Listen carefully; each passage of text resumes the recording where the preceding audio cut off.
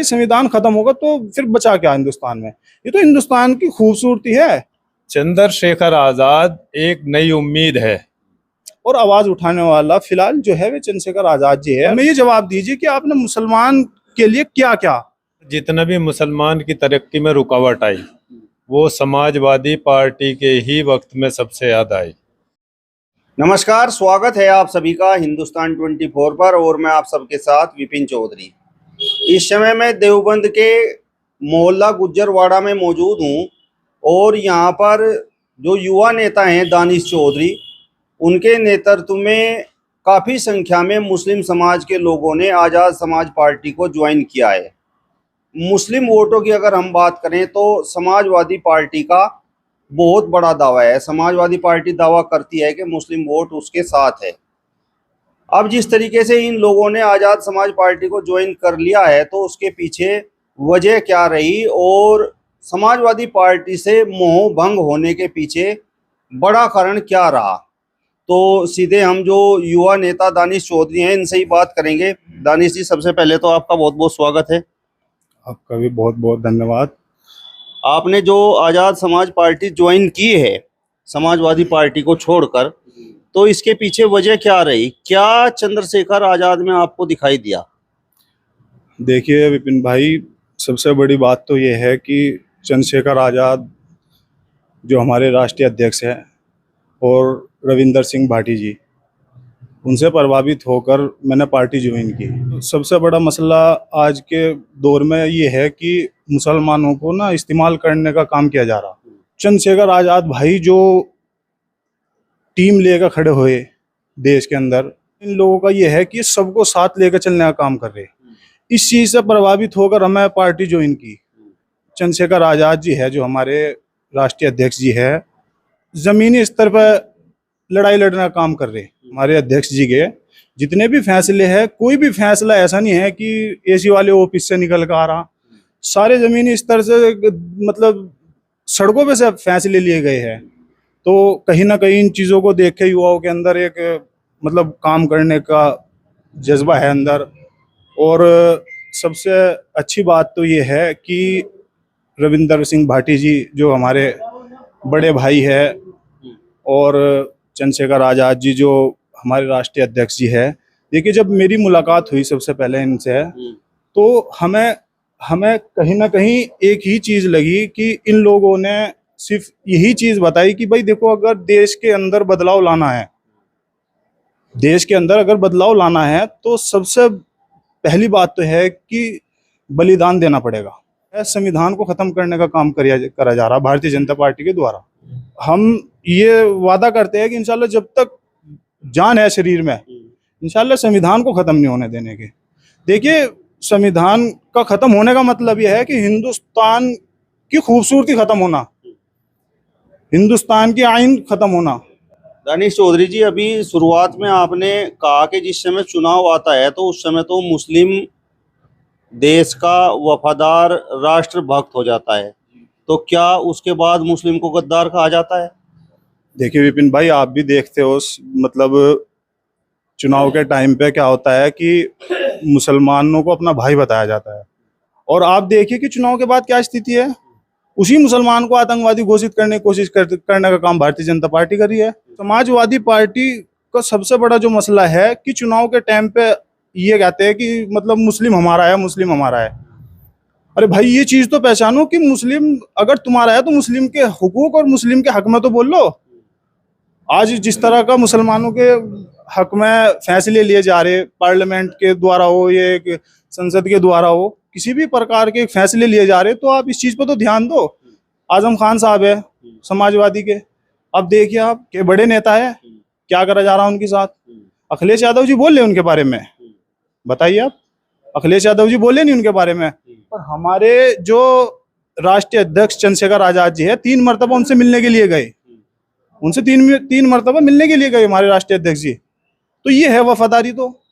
और भाई देखो, आपके चैनल के माध्यम से मैं अपने मुसलमान भाइयों से एक बात कहना चाहता हूँ कि अगर आपके पास चुनाव के टाइम पे कोई कैंडिडेट या कोई भी आपके बीच में आता है कि भाई आप, हम तुम्हारे हैं, बहुत से लोग आएंगे ऐसे कि कहेंगे कि भाई हम आपके हैं।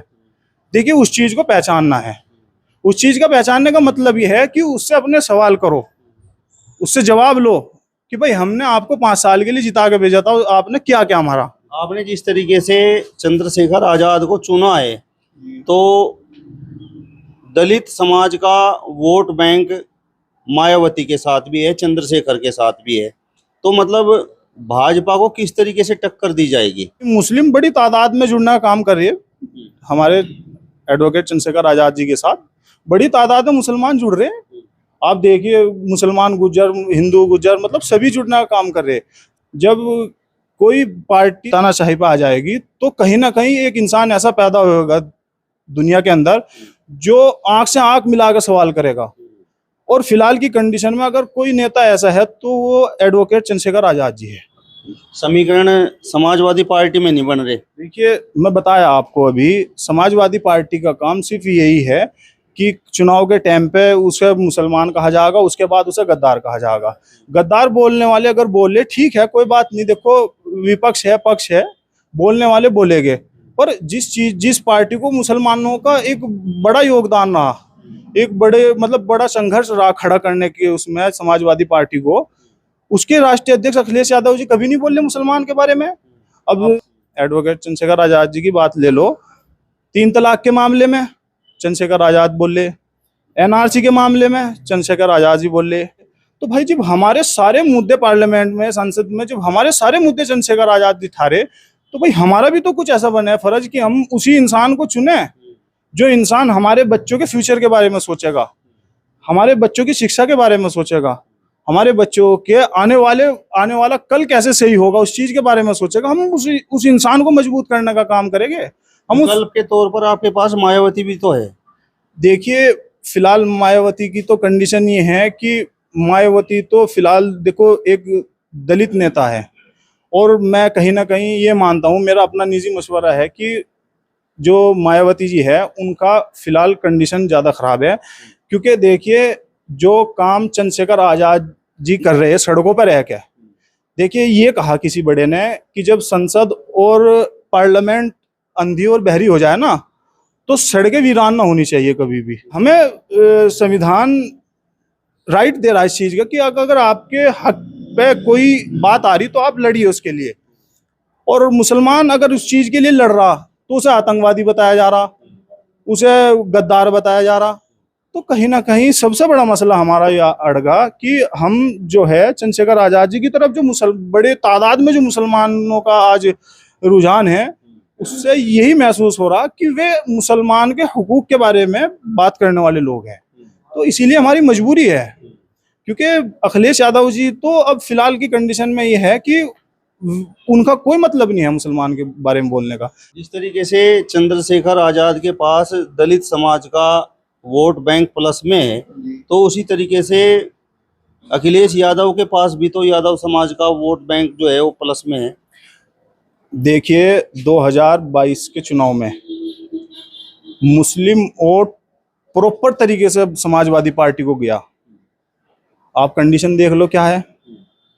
आप देखो कि मुसलमान प्रॉपर तरीके से मतलब समाजवादी पार्टी को गया। कहीं हम भी समाजवादी के एक युवा नेता थे, पर हमें कहीं ना कहीं इस चीज़ से बड़ी दिक्कत आई, और हमें कहीं ना कहीं चुभन है अपने मुसलमान भाइयों की, अपने दलित भाइयों की, अपने पिछड़े आदिवासी भाइयों की। देखिए, कोई ना कोई खड़ा होएगा इस चीज़ के लिए, कोई ना कोई आवाज़ उठाएगा, और आवाज़ उठाने वाला फिलहाल जो है वे चंद्रशेखर आजाद जी है, रविंदर सिंह जी भाटी जी है, जो अपने प्रॉपर तरीके से अपना पूरा तन मन धन बिल्कुल हर तरीके से देने के लिए तैयार है जनता को। तो गुज्जरवाड़े में जो आजाद समाज पार्टी का प्रत्याशी चुनाव मैदान में आवेगा इस विधानसभा से, देवबंद विधानसभा से, तो आप जिम्मेदारी लेते हैं कि गुज्जरवाड़े से आप उसे जिता के भेजोगे? चंद्रशेखर आजाद जी अगर कोई कैंडिडेट उतारते हैं तो इंशाल्लाह तन मन धन से हर चीज से लगेगी, क्योंकि हमें भी तो पता है कि जितने भी हमारे कैंडिडेट पार्लियामेंट संसद में जाएंगे उतना ही हम संविधान बचाने का काम करेंगे हम।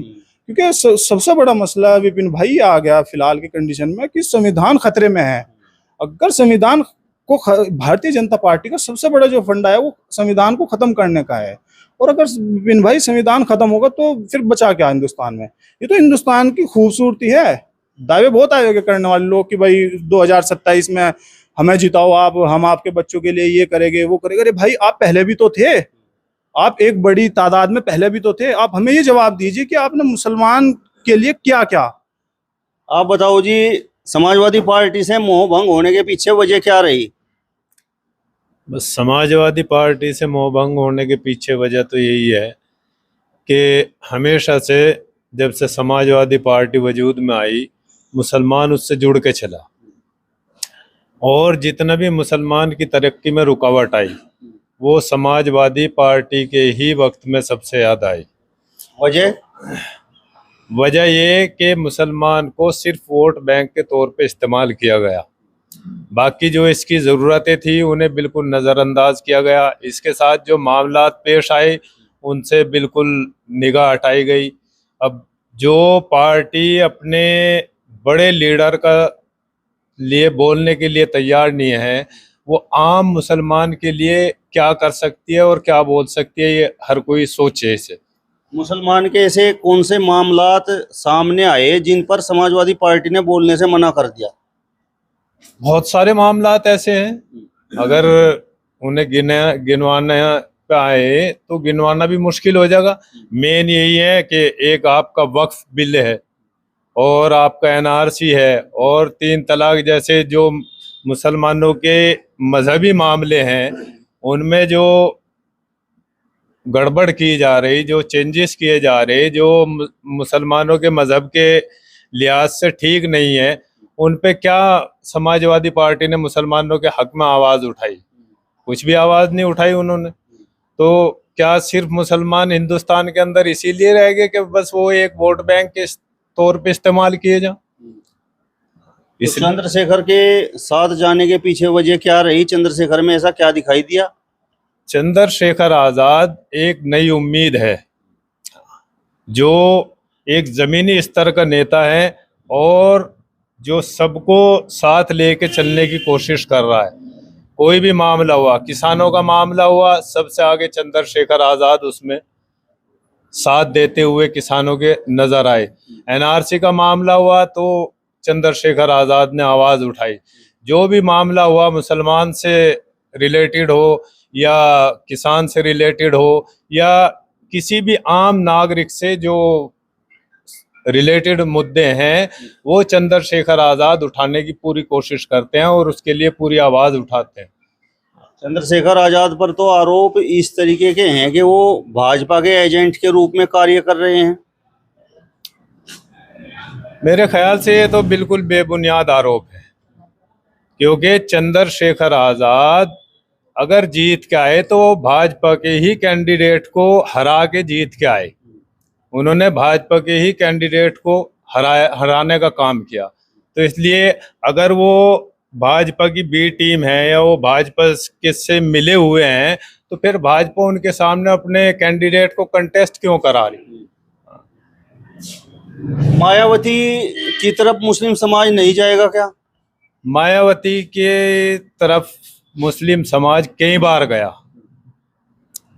और जितनी बार भी मुस्लिम समाज मायावती की तरफ गया खूब खुल के गया और पूरा जम के वोट किया, मगर उसका अपना वोट जो था, जिसे दलित वोट कहा जा, कि एक मुश्त जो उसका अपना वोट था वो उससे छिटका। मुसलमान ने उसे वोट दिया जब भी मुसलमान उसके साथ लगा, और इलेक्शन के हारने के बाद या सत्ता न मिलने के बाद फौरन मायावती के ऐसे ऐसे बयानात पड़े हुए, उसकी वीडियो पड़ी हुई हैं कितनी सारी, के मुसलमान ने गद्दारी की, मुसलमान ने वोट नहीं दिया। तो कितनी बार मुसलमान अपने आप को गद्दार कहलवाएगा और जो गद्दार कह रहे उन्हीं के साथ लगेगा? ऐसे क्यों होगा? तो समीकरण मुस्लिम और दलित का आजाद समाज पार्टी के साथ बनेगा। बिल्कुल बिल्कुल, ये तो देखने में आ रहा। इसकी एक अभी मिसाल ये है कि चंद्रशेखर आज़ाद ने नगीना से जो सीट निकाली वो दलित मुस्लिम के उस पे ही सीट निकाली। वहां से बड़ी तादाद में नगीना सीट पे मुस्लिम मौजूद हैं और दलित भी मौजूद है। इसके अलावा और दूसरे बिरादरियां भी, हिंदू, मुस्लिम, सिख, ईसाई, हर चारों सतून जो है हिंदुस्तान के, उन्हें साथ लेके चलने की कोशिश चंद्रशेखर आज़ाद कर रहे। चलिए, तो फिलहाल इस वीडियो में बस इतना ही। अगली वीडियो में फिर आपसे मुलाकात होगी, तब तक बने रहिए हिंदुस्तान 24 के साथ। नमस्कार।